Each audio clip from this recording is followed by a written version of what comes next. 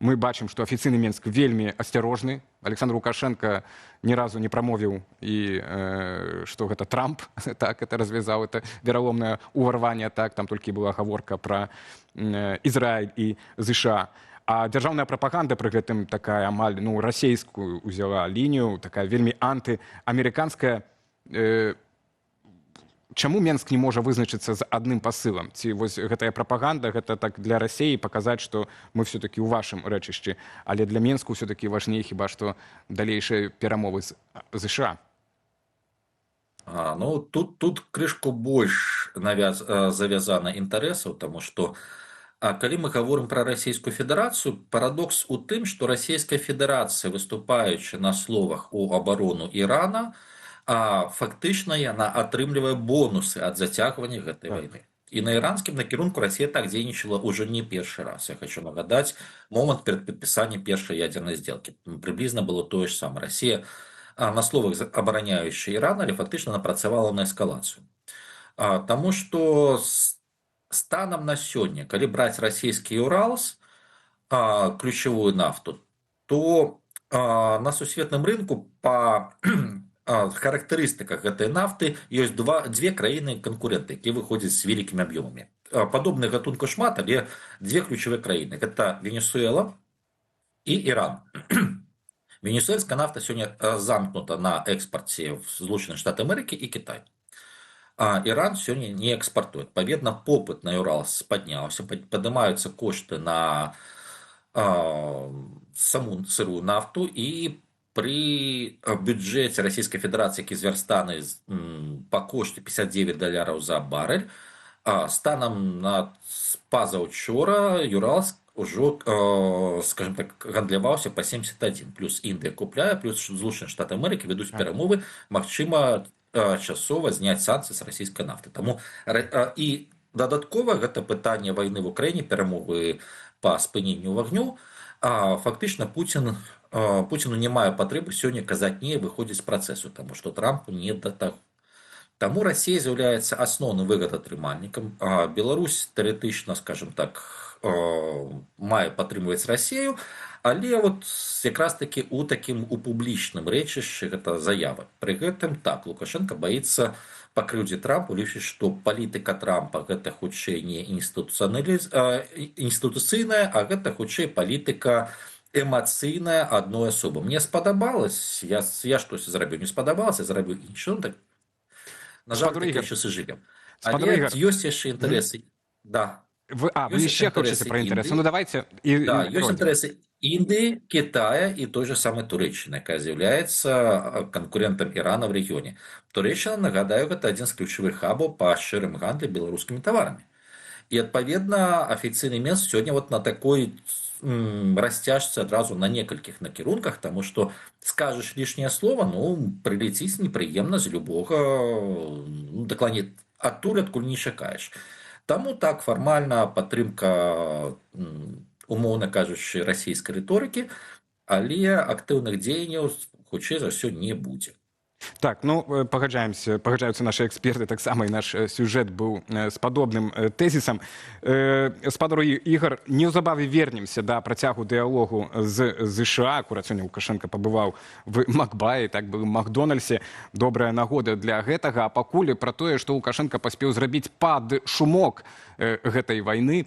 На гэтым тыдні з турмаў, ці інакш, былі увогуле вызвалены прынамсі 18 чалавек, але рэпрэсіі пры гэтым у Беларусі не спыняюцца. Падрабязнасці ў нашым матэрыяле.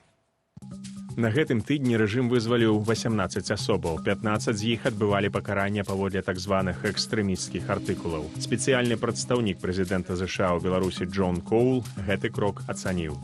Гэта яшчэ адзін важны крок у адносінах паміж ЗША і Беларусю, паколькі прэзідэнт Трамп даручыў мне вызваліць усіх палітвязняў. Акрамя таго, паводле палітычнага аналітыка Александра Класкоўскага, закулісныя перамовы працягваюцца, і новая група палітвязняў можа выйсці на волю ўжо ў найбліжэйшыя тыдні. Паступаюць звесткі і пра пэўныя паслабленні для асуджаных паводле экстрэмісцкіх артыкулаў, якія адбываюць пакаранне на так званай хатняй хіміі. У некаторых выпадках ім прапаноўваюць замяніць пакаранне на папраўчыя работы, аднак праваабаронцы адзначаюць, у гэтай схемы ёсць умовы. Каб атрымаць палёгку, чалавек мусіць добра зарабляць, бо дзяржава забірае ў палітычных 25% заробку. Калі ж заробак малы, на паслабленне могуць не пайсці. То бок выбар невялікі, калі ты бедны, застаешся ў дома пад наглядам. Калі маеш грошы, дзяржава гатовая пагуляць у гуманізм за твой кошт, рэзюмуюць у віцебскай вясне. Пакуль ідуць размовы пра магчымую адлігу, рэпрэсіі не спыняюцца. Стала вядома пра новыя прысуды. Журналістку Ціну Палынскую і яе дачку Маргарыту Рабіновіча судзілі на 2 гады калоніі і штраф за ўдзел у нібыта экстрэмісцкім фармаванні. Былая капітанка зборнай Беларусі па рэгбі Марыя Шакура атрымала хатнюю хімію. За нібыта садзейнічанне экстрэмісцкай дзейнасці 3 гады калоніі далі легендарнаму беларускаму музыку Олегу Хаменку. Раней людажэрскія тэрміны 14 і 12 гадоў адпаведна атрымалі былыя кіраўнікі баранавіцкага выдання «Інтэкспрэс» Уладзімір Янукевіч і Андрэй Пакаленка.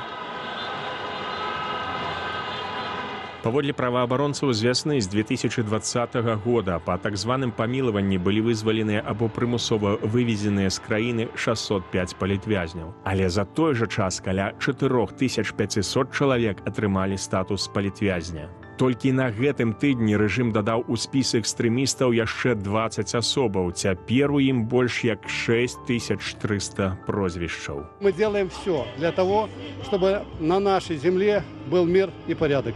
Паводле эксперткі ў камунікацыі і сяброўкі кааліцыі за вызваленне палітвязняў Настасі Касцюговай, Лукашенка можа і далей выпускаць палітзняволеных і рабіць асобныя паслабленні, бо вельмі хоча выйсці з міжнароднай ізаляцыі. Аднак практыка паказвае, пакуль гаворка ідзе хутчэй пра тактычныя крокі, а не пра сістэмныя змены. Таму найбольш імаверны сцэнар на бліжэйшы час абмежаваныя памілаванні і асобныя паслабленні без спынення палітычнага пераследу.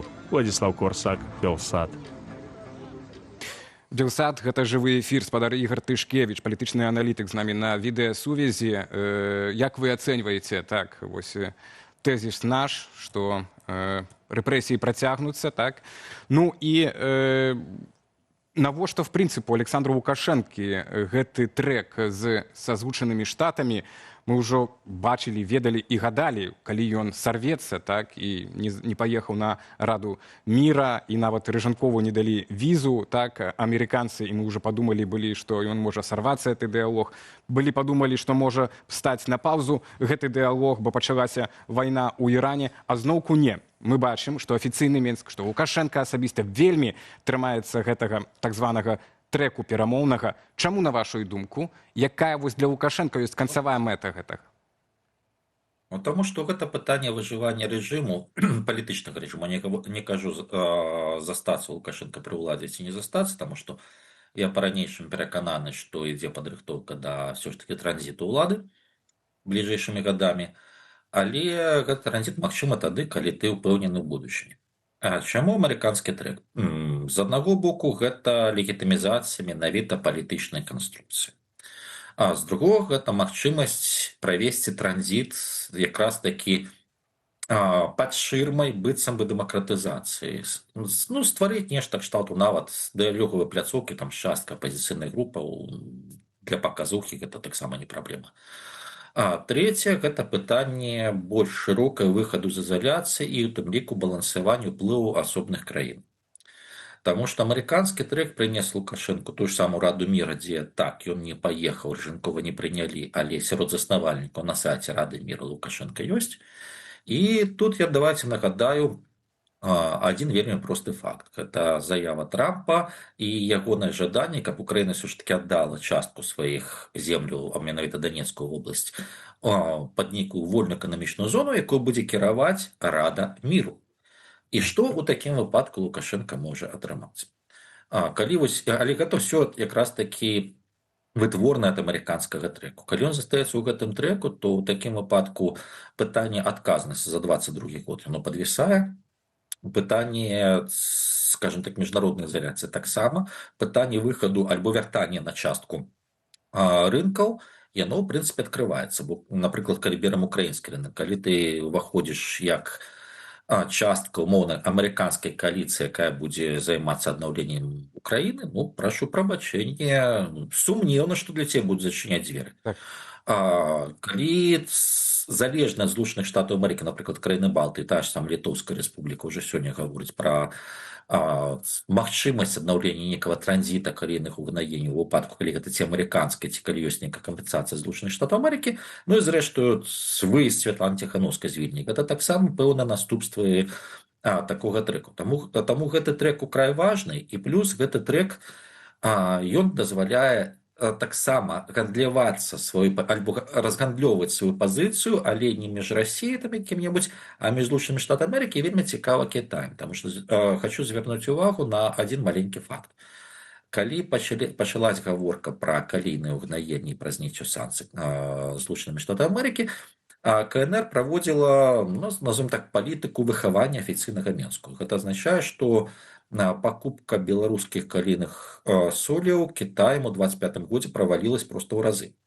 І тэарэтычна гэты працэс мусіў бы скончыцца вось дзесьці ў студзені, ў лютым. Але дэ-факта Кітай пайшоў на падпісанне дамову з няхай паўгадавых, яны не вялікія, да красавіка, ў красавіку паглядзім, што будзе далей, але тым не меней з досыць вялікімі аб'ёмамі, што ўжо ў снежні 25 года па аб'ёмах пададзеных кітайскай мытні Беларусь выйшла на парытэт у пастаўках з Расійскай Федэрацыі на кітайскі рынок. Гэта досыць шмат.